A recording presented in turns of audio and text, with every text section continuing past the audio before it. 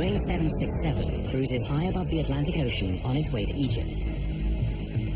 217 people are on board. Just half an hour after takeoff, disaster strikes. The pilot and co-pilot struggle desperately for control of their aircraft. The lives of all on board will depend on these two pilots and what they do about this dive towards the ocean.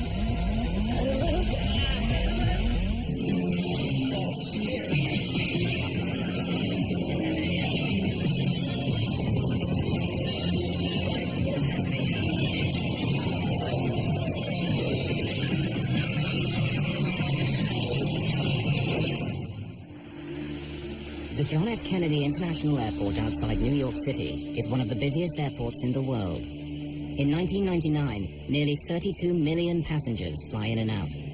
More than 340,000 flights take off and land.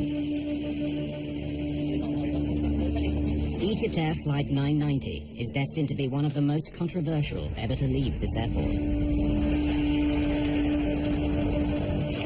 The fate of this flight challenges the strength of an international friendship between two allies and uncovers a hidden mechanical flaw in one of the world's most popular airliners. The FBI will become involved. We reviewed surveillance tapes to indicate whether or not anything unusual was loaded on that plane. Investigators in two countries developed two different theories. Was this a tragic accident or a terrible crime?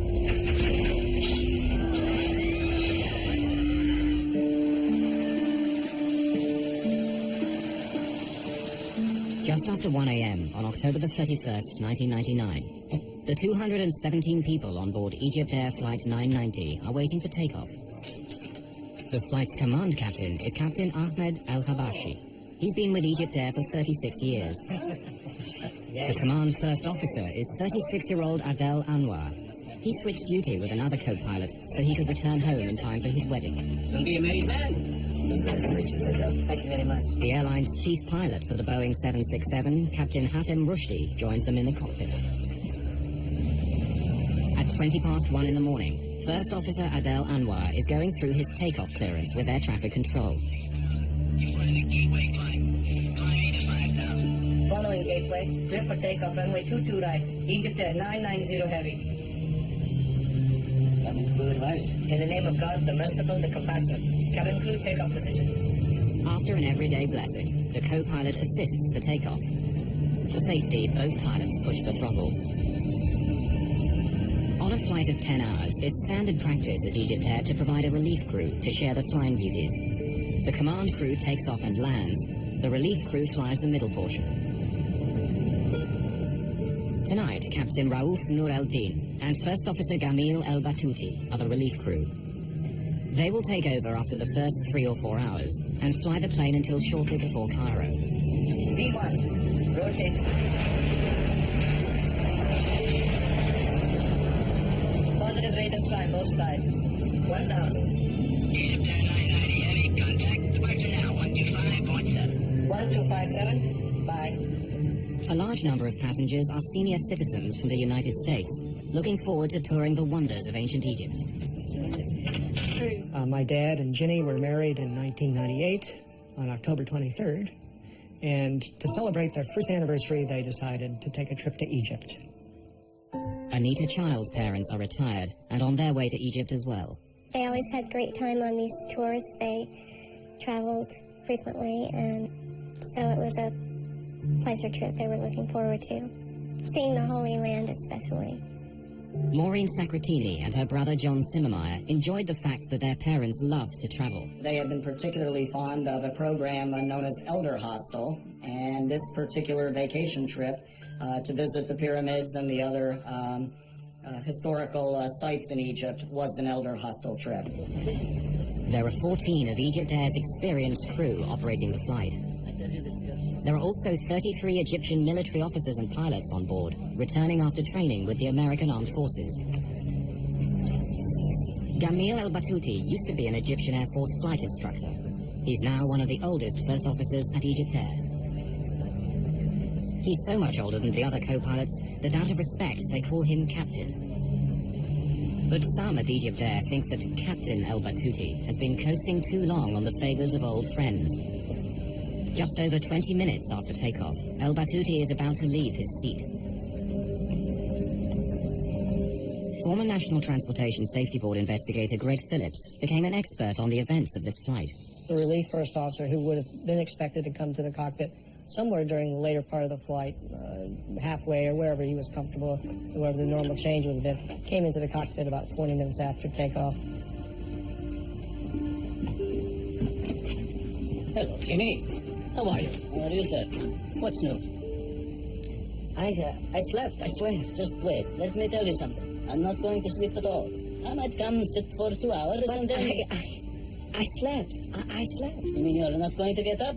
You will get up. Go and take some rest and come back. You should have told me this. You should have told me this, Captain Gamal. You should have said, Adele... Did I even see you? I will work first. Just leave me a message. The younger first officer seems surprised that El Battuti wants to replace him so early in the flight. I'm not sleeping. So you take your time sleeping, and when you wake up, whenever you wake up, you come back, Captain, okay? I'll come either way. Come and work the last few hours and that's all. It's not like that. That's not the point. Look, if you want to sit here, there's no problem. I'll come back to you. I'll go get something to eat and come back, all right? Fine. Look here. Why don't they bring your dinner to you here, and then I'll go sleep, okay? That's good. Okay, with your permission, Captain. And with that, El Battuti leaves to get his meal. Do you see how he does whatever he pleases? Do you know why that is? Captain El Habashi senses his first officer's resentment and tries to smooth over the situation. Are you a youngster? Anwar wonders if El Battuti wants to take over because he may not want to work with Relief Captain Noor El-Din. Doesn't he want to work with Rauf, or what? It's possible, God knows. Look, you shouldn't get upset, right? By this prophet, he's just talking nonsense. That's it. Everything's under control. Okay, Chief. Thanks again. First Officer Anwar concedes and is ready to hand over to El Battuti. Normally, this is the most relaxed, easy part of a long flight for pilots and passengers alike. The highly automated aircraft systems will take care of the flying for several hours. It's very unusual for an airplane flying over the Atlantic at nighttime to encounter any kind of difficulties. We normally expect accidents to happen at approach or landing or near airports, and very seldom do we get anything out over the ocean in the middle of the night. Excuse me, Jimmy, while I take a picture for the toilet. Go ahead, please. Before it gets crowded. While they're still eating, I'll be back to you. Before the captain returns, disaster will strike Egypt Air Flight 990. The fate of everyone on board will be in the hands of the co-pilot, the man who shouldn't be here in the first place.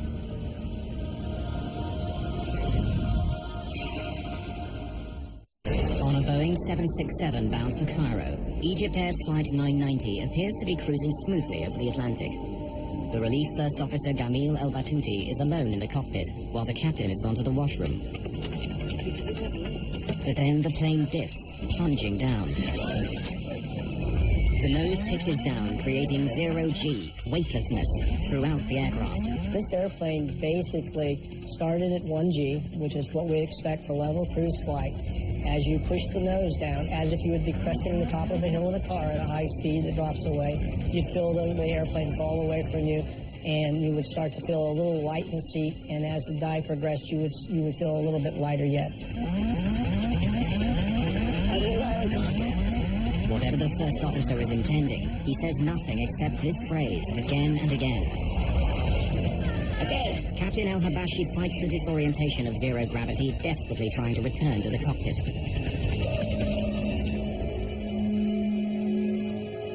An American journalist living in France studied this flight extensively. 16 seconds after the dive began, when the airplane had gone into zero G and into negative G, and was at an extreme angle, the captain somehow made his way back into the cockpit.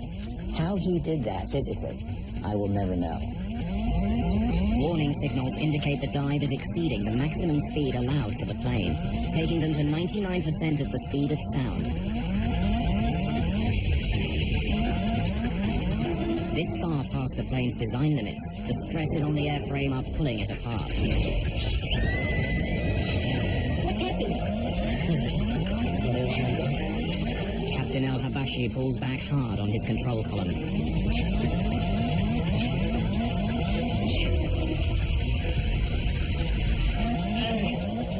Then he tries to use the engines to power their way out of the dive by pushing forward on the throttles, but he gets nothing.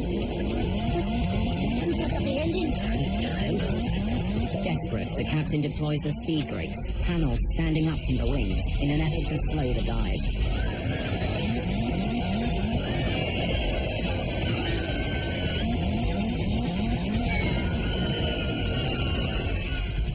The dive is slowing, back from the brink of the sound barrier.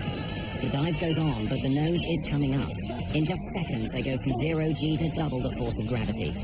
Captain El-Habashi struggles to level the plane and pulls back hard on the control column. The 767's dive begins to slow.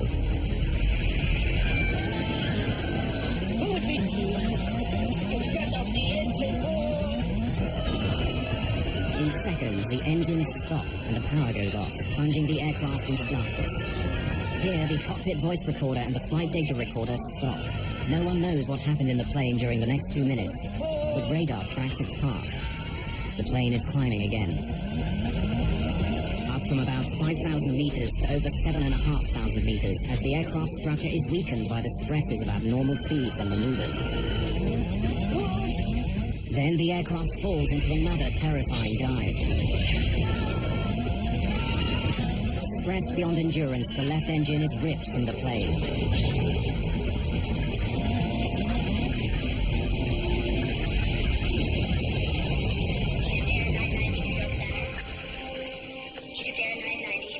At 1:52 a.m., Flight 990 disappears from radar screens, crashing into the surface of the Atlantic Ocean, some 100 kilometers off the American coast. Coast Guard search and rescue get a call at 2:15 a.m. A plane has disappeared, and Coast Guard vessels are called to the scene. The U.S. merchant marine training vessel King's Pointer is first to arrive. Just as the day was dawning, we noticed oil in the water. And that was the first indication, so we turned the ship around back into the oil, and about as soon as we turned around, we started seeing debris rise up to the surface. In Heliopolis, a Cairo suburb, Captain El-Habashi's daughter can only guess what her father went through.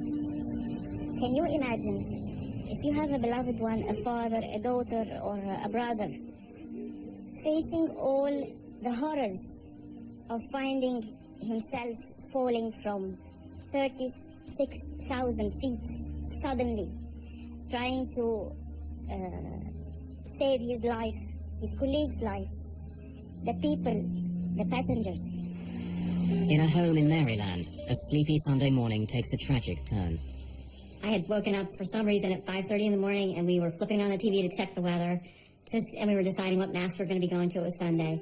And immediately on CNN, they had Flight 990 missing, and I was in total shock. I ran down to my refrigerator where I had my parents' itinerary, and I ripped it off and just started sobbing uncontrollably. I was screaming. I didn't know what to do. We located a significant debris field, and that we have concentrated our search efforts since then on about a 36 square mile of area, about 50 miles south of Nantucket.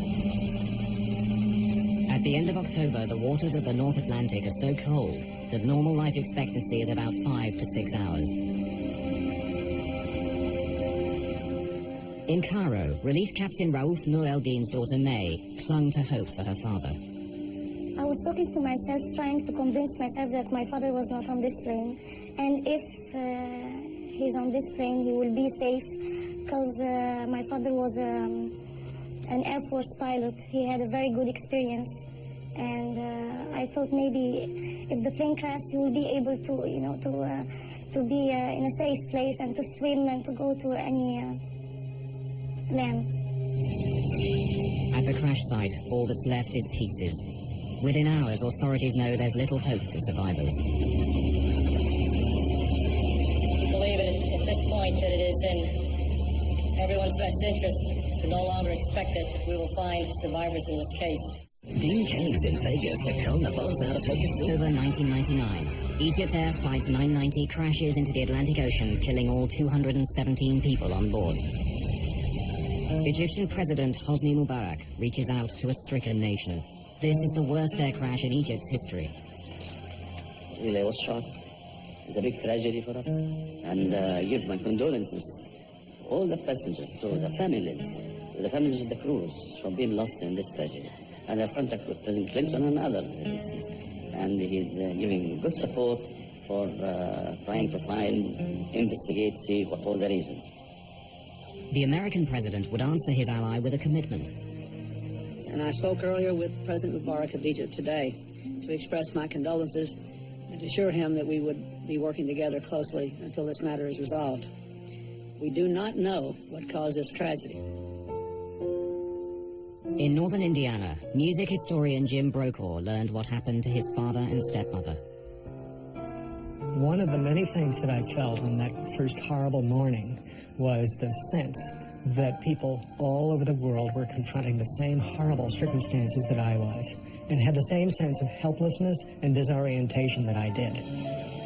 Shocked and grieving, relatives arrive at Newport, Rhode Island. They will seek answers and share comfort. There were 100 Americans, 89 Egyptians, 21 Canadians, and 7 victims of other nationalities on board.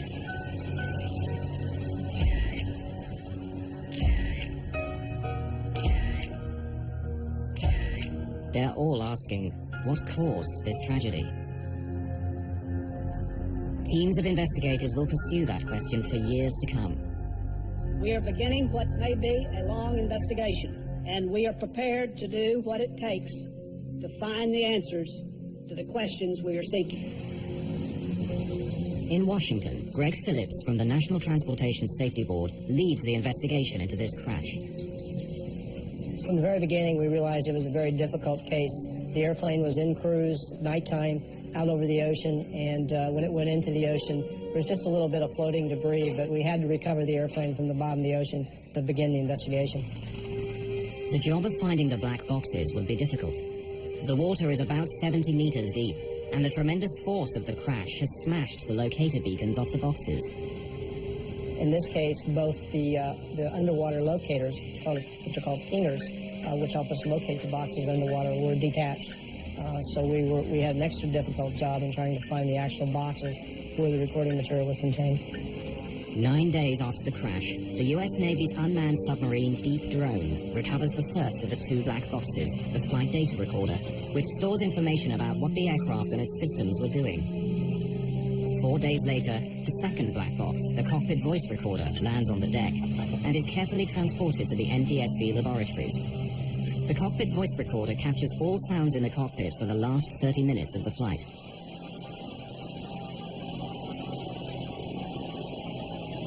The black boxes are protected to withstand impacts of 3,400 times the force of gravity.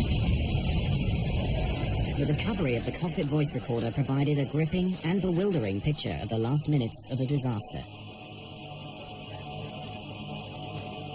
Here, investigators hope, is the key to unlock the mystery of Flight 990. Translating the Arabic spoken in the cockpit is a top priority at NTSB headquarters. The cockpit voice recorder was good quality. It was easily usable and translatable by the investigation team.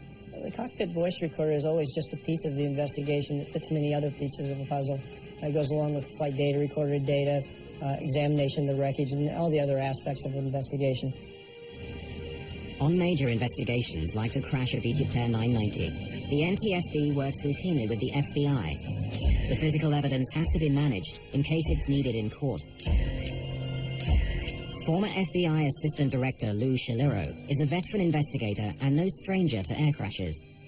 By the time Egypt Air occurred, we were fairly adept at looking at airline disasters, particularly with the view of developing whether or not a terrorist incident or a criminal act had occurred. The FBI checked for evidence of bombs, terrorists, or terrorist targets on the flight. Trying to determine luggage against the passenger list and whether or not there was anything unusual in the manifest, whether or not the people that loaded the plane could recall anything that would have caused them concern. We reviewed surveillance tapes to indicate whether or not anything unusual was loaded on that plane. We had no evidence at all of any explosive device on board Egypt Air that night.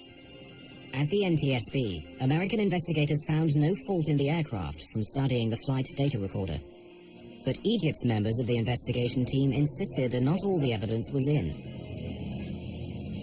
Much of the wreckage was still in storage on Rhode Island. They hope the cause of the crash can be found here. Egypt's representatives search for any possible mechanical cause for the crash. While they search, other theories are pursued. A study into the causes of airline crashes published in January 2001 points to pilot error as the cause of 1/3 of these accidents. It also finds a strong connection between bad weather and pilot error. But the crash of Egypt Air 990 occurred in clear weather with veteran pilots. What happened in the cockpit would divide the investigation and fuel an international controversy. In 1999, Egypt Air Flight 990 crashes into the Atlantic Ocean, killing all 217 people on board. The investigation develops in two directions: fault in the airplane and pilot action. Rumors swirl about what or who may have caused this terrible crash. One of the key questions: why was the relief first officer in the cockpit hours earlier than expected? He was supposed to replace Adel Anwar much later in the flight. But in Cairo, Adel Anwar's older brother Tarak has no problem with Adel being replaced in the cockpit. Suppose I am with one of my friends and we are traveling in a car and he asks me if he can drive instead of me. Is this going to be a problem? For example, if Adel didn't get enough sleep and Captain Jamil told him, "Let me fly the plane instead of you and you go rest," there is no problem with that. When the actions in the cockpit are put together with the voices recorded, a timeline emerges that indicates a series of initially bewildering decisions. I'll be back to you. The timeline reveals that after Captain El-Habashi leaves the cockpit, there's a series of sounds whose meaning can only be guessed at.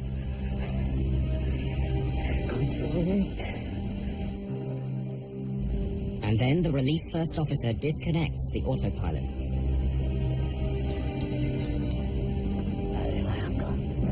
Released from the autopilot's control, the plane starts to descend, rolling to the left. Egypt's experts described El Batuti's decision to shut off the autopilot as a possible reaction to an unusual movement of the aircraft, prompting him to take manual control. However, the leader of the NTSB investigation disagrees. We found no reason for the autopilot to be disconnected by a fault or failure in the airplane. Normally, all aircraft movements are meant to keep passengers comfortable, as though they were on the ground. After switching off the autopilot, El Batuti pushes his control column forward, lowering the elevator panels. So the flight data recorder indicates to the NTSB. Then he pulls the throttles back, reducing engine power. This causes the plane to dive. Egypt's investigators say El Batuti was not trying to crash the plane, and there may have been an elevator failure which he could not overcome. Strangely, there is no discussion of a problem on the cockpit tape. When the captain made his way back to the cockpit, he asked the first officer what was going on and never received a response. As former director of aviation safety, Bernard Loeb oversaw all air crash investigations of the NTSB. It is well understood that in a cockpit, a jet transport cockpit of virtually any airline in the world, when a captain comes in and asks a question, the first officer will respond. When the captain asked his questions, Batuti did not respond. Fighting the dive, pulling his column back all the way, the captain cannot gain complete control of the elevator, so he tries the throttles to power out of the dive. He was unaware that seconds earlier the first officer had shut off the fuel to the engines. Egypt's experts say that El Batuti may have been acting out of caution. The flight data show that a low oil pressure warning appeared. That can mean the engines have flamed out. The captain may have then ordered the fuel to the engines shut off as part of the procedure for restarting the engines.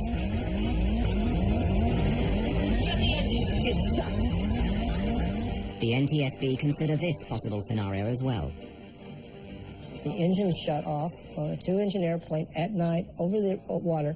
We couldn't understand any reason why any emergency could cause you to shut all the power off available to the airplane when you're heading away from the nearest airport. Foremost among the Egyptian investigators' scenarios was a tragic elevator failure.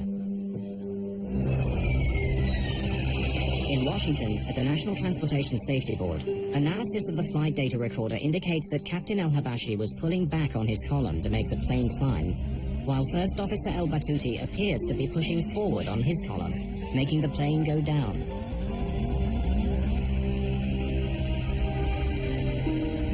Elevators work simply. Pull back on the column and the elevators go up, lifting the plane. Push forward and the elevator panels move down to make the plane descend. They work together, but in this case they're going in opposite directions. Egypt's experts argued that this crash could have been caused by a failure in the elevator assembly, producing an elevator hardover, a jam in the elevator controls which lock them in the down position, plunging the aircraft into an uncontrollable dive.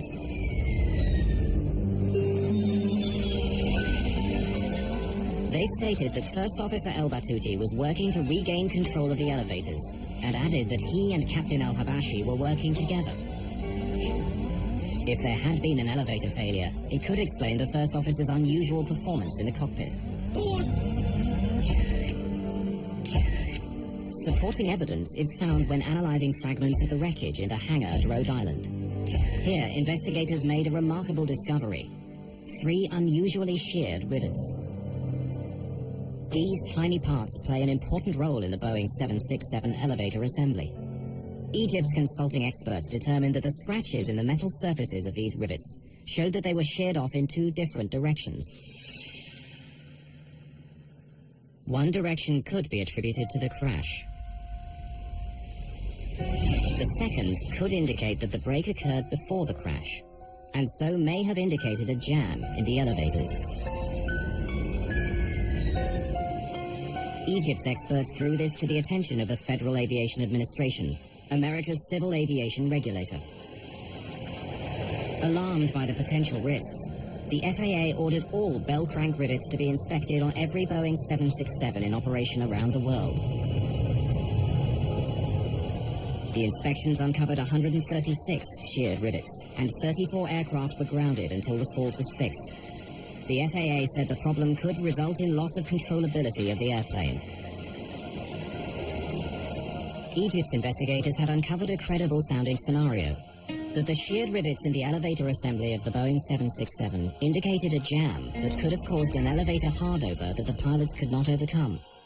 NTSB investigator Greg Phillips disagreed. Those are by design for the Boeing 767. The controls can be split. They're designed that way in case one of the surfaces, the control surfaces, fails, so that whoever is still in control of the airplane or can control the airplane with a failed elevator.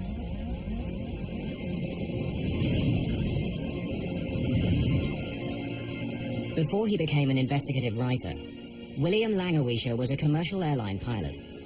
Flight 990's maneuvers are programmed into a flight simulator in order for Langewiescher to test a pilot's reactions. To see an airplane going so wildly into a dive, to see the altimeters unwinding at that speed, to hear the horns and warning signals going off, is frightening. Whatever the cause of the dive, Langewiescher tries a variety of responses to recover from it. Finally, they asked me to wait at the extreme 15 seconds. To sit in a 767 or any airplane going out of control and do nothing for 15 seconds. 15 seconds is a long time. It's inconceivable. But I did it. And even at 15 seconds, even waiting 15 seconds, I was able, through no particular skill, really reacting almost as any student pilot would, to recover the airplane, recover from the dive, before the airplane exceeded its limits. No Boeing 767 has suffered from an elevator hardover and dive before or since the crash. The aviation experts hired by Egypt developed a wide range of scenarios, citing a fault in the elevator assembly as a possible cause of the crash. Based on the data, the information we have from the testing that was done as a group effort with all the best thinking everybody had at the time, we could not make this airplane do what it did with any of the failure scenarios that were presented to us. While mechanical failure scenarios were exhausted and terrorism was excluded, the FBI continued to dig into the life of First Officer Gamil El-Batouti. Less than 3 weeks after the disaster, News media report that in the final moments before the crash, El-Batouti said, "I have made my decision. I put my faith in God," causing many to believe he might be an Islamic militant bent on destruction. But the translation was incorrect. From our initial review of Batouti's background, he was a fairly religious person, but I don't think we had anything to determine that his religious beliefs were radical or beyond what would have been a normal religious person. What had Batouti said? And what does it mean? Egyptian professor Amin Bonar teaches Arabic at Georgetown University in Washington. Tawakkaltu means I depend, I rely, I trust, and ala is on, and Allah is God. Tawakkaltu ala Allah, on God I rely, I depend in whatever I'm going to be embarking on. People use it when they start a trip, when you start driving, going back home, you say Tawakkaltu ala Allah. When you have an exam, you begin by saying Tawakkaltu ala Allah. It's a very positive phrase. So it's not the kind of phrase that anyone would be using before they commit a crime or before they commit suicide. To say this common phrase once was normal, but El-Batouti repeated it 11 times. What's happening? I expect that Captain Batouti would say, there is a fire in the engines, something stopped, I can see something's hitting the plane, anything like that. But he go on endlessly saying, Tawakkaltu ala Allah. This is not logic. For the El-Batouti family, their grief would be compounded by the need to defend their father's honor. When he died, the one thing we had to reassure us was that he had died honorably. And now they're trying to take that away from us. There is a lot of mechanical failures. Why you have only to say that it's a deliberate act, no mechanical, no weather. So why? Because he's an Egyptian pilot. Chairman Jim Hall allowed that it could have been a criminal act rather than an accident. The investigation could end up in the hands of the FBI alone. It is only prudent for the National Transportation Safety Board to consult with these experts and officials to fully evaluate this information prior to any final decision on whether the responsibility for this investigation should transfer to the Federal Bureau of Investigation. Egypt's President Hosni Mubarak, formerly commander of the Egyptian Air Force, had known Gamil El-Batouti, according to his nephew Walid. Mubarak asked President Bill Clinton to intercede to keep the crash from becoming an FBI matter. Since the crash, Walid El-Batouti, nephew of Gamil, has become the El-Batouti family spokesman. You have to understand that the highest ranking in this country, which is the Egyptian president, was an Air Force pilot, and he was asked, and he says, according to my experience, it's in the tail unit. Something happened there. It's not suicide. It could be either a mechanical failure, a manufacturing failure, something. In America, the FBI focuses on Gamil El-Batouti and the question of motive. The FBI would learn about the man in control of Egypt Air 990, interviewing colleagues and friends, discovering a dark side to Gamil El-Batouti. Investigating the cause of the crash of Egypt Air 990, the spotlight falls on the character and history of Relief First Officer Gamil El-Batouti. He was 59 years old, approaching 60, had never risen above the rank of first officer. That may have caused him some animosity towards Egypt Air. Had some personal issues in his own life, in terms of financial, some issues in terms of his family members being sick, needing medical attention. They've used the daughter in the accusation as they said she was sick, and that's why maybe he committed suicide. Before we go to this, I will give you the reason. First, the doctors have already, on that particular flight, have already told them that your daughter is going positive with the medication and everything is going fine, and he was extremely happy. He was so excited to come back.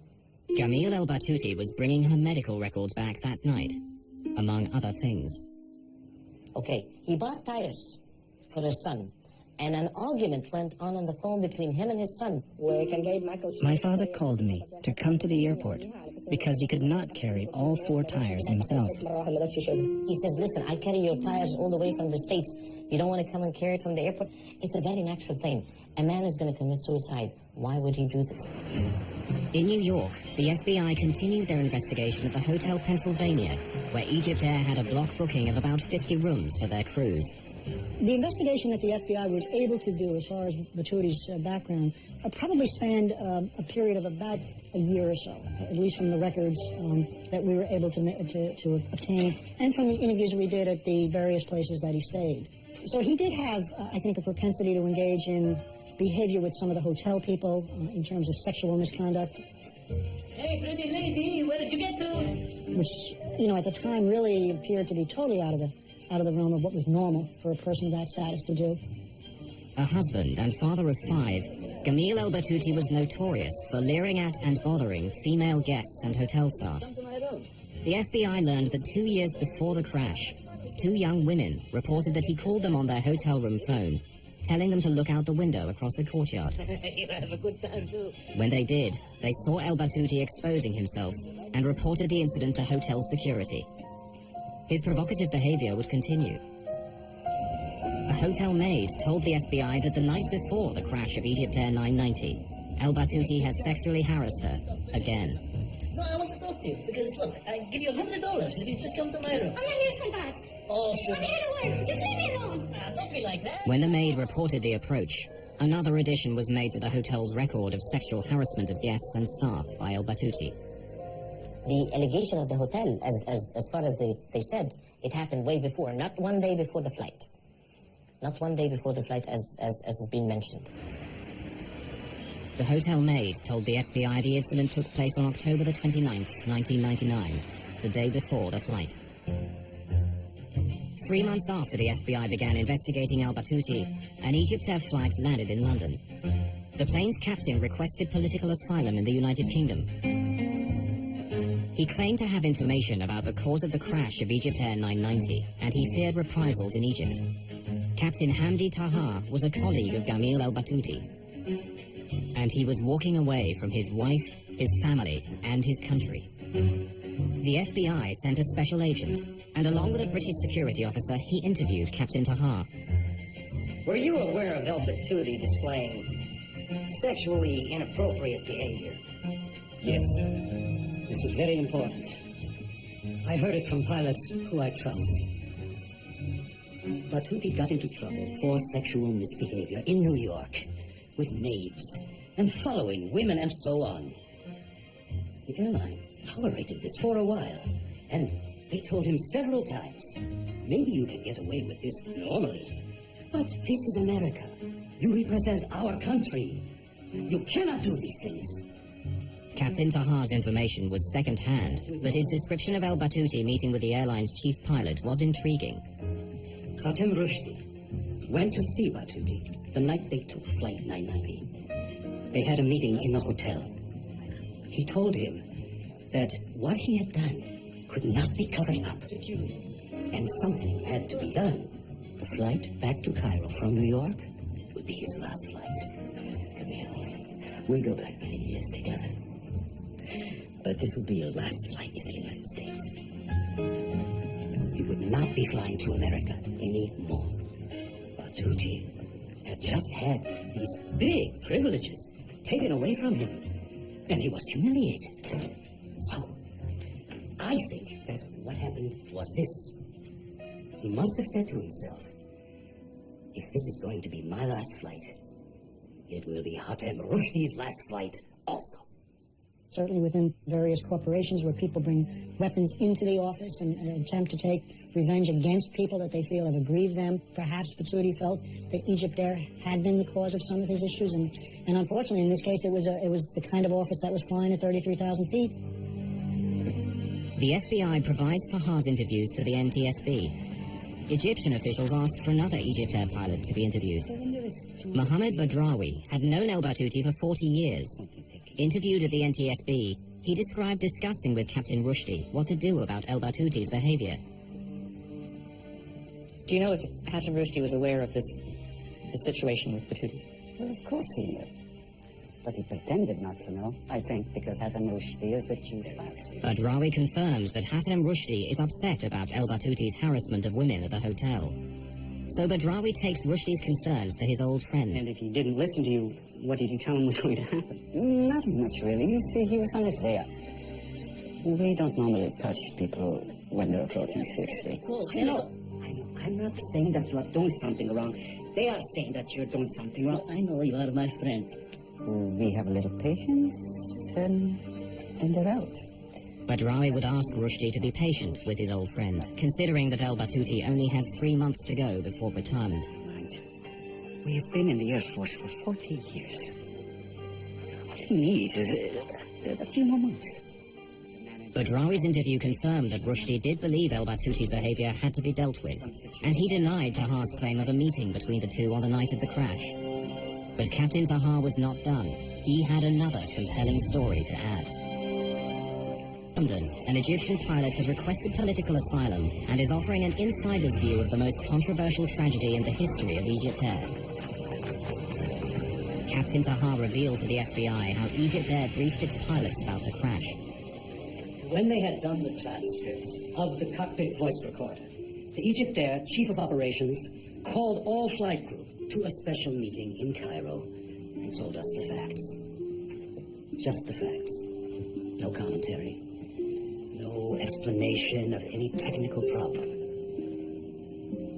He did not say anything, but all we pilots realized that this was not an accident.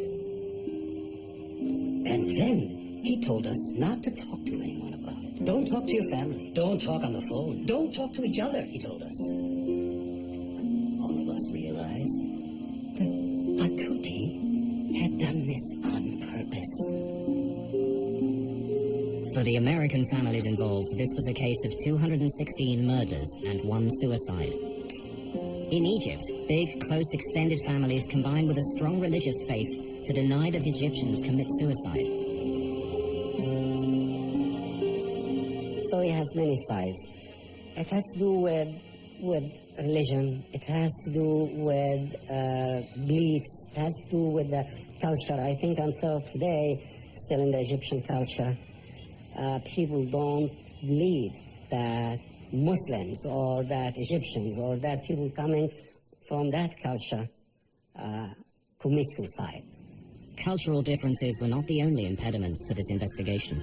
One of the difficulties that we did have was that when we went over to Egypt and attempted to really get into his background, it became a very sensitive issue for the Egyptian government. FBI efforts to learn about El Battuti's personal life and family relations would be stymied. It became almost to the point where we were never really able to develop all the things that we needed to get at. Finally, on March the 21st, 2002, after a nearly $10 million investigation over 2 years and 5 months, the NTSB publishes its report and determines that the probable cause of the Egypt Air Flight 990 accident is the airplane's departure from normal cruise flight and subsequent impact with the Atlantic Ocean as a result of the Relief First Officer's flight control inputs. The Egyptian Civil Aviation Authority responded angrily, and their response read in part, "It is obvious that the NTSB has not done the type of professional accident investigation expected by the Egyptian government." The NTSB's former Director of Aviation Safety takes exception to the Egyptian view. What was unprofessional was the insistence by the Egyptians, in the face of irrefutable evidence to anyone who knows anything about investigating airplane accidents and who knows anything about aerodynamics in airplanes, was the fact that this airplane was intentionally flown into the ocean. No scenario that the Egyptians came up with or that we came up with in which there were some sort of mechanical failure in the elevator control system would either match the flight profile or was a situation in which the airplane was not recoverable. Like many of his countrymen, the loyal nephew cannot believe his uncle Gamil was a mass murderer. This is a simple, plain crash. It was put and made like this for no reason. It shows that it's a cover-up. Greg Phillips takes pride in having thoroughly investigated every lead and every scenario. When we sign on to be accident investigators, we do it with the idea that we're going to keep the next one from happening, not to cover up one that did because of whatever reason may be given to us. I've never known that to happen. I've never even known it to come close to happening. There continue to be differing perspectives on the crash of Egypt Air Flight 990, and unanswered questions remain for broken and damaged families. For many of them, answers to how and why this plane crashed will forever be a painful mystery.